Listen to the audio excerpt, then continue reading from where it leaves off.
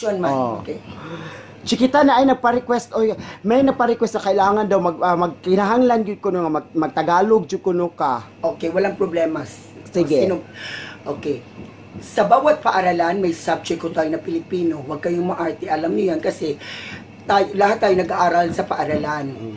Okay. Kung anong itatanong ko, sasagot naman kayo, mga punyeta kayo. Okay. Halimbawa, kanon, kanin, kusina, kitchen, sudan, sudin, putan. So, kung anong nasa isip nyo, hindi ko lang sabihin. Kung ano nasa isip nyo, huwag kayong magsalita ng masama dahil malapit lang kayo sa altar nyo. Huwag kayong masama kasi maraming mga bata dyan. O, dito naman sa kabila.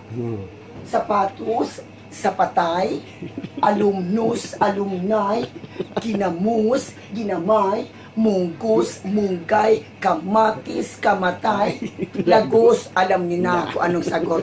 Huwag kayong maarte. Ang salitang ugat kapag ito'y lumalaki, magiging barikos.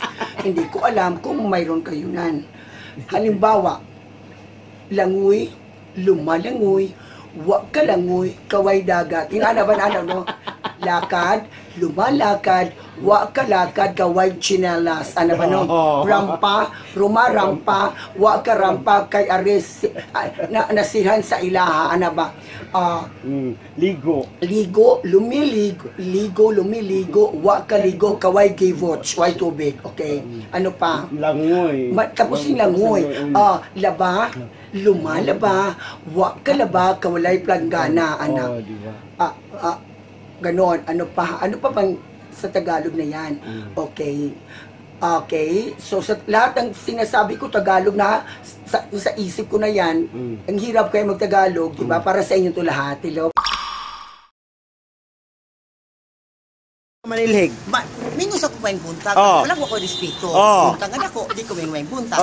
Main buntag ka na itong tinahan. Makaingon ko nga lalaki nga buutan, mabilis sa balay, tubod man sa pagpanilig. Sa pagpanilig,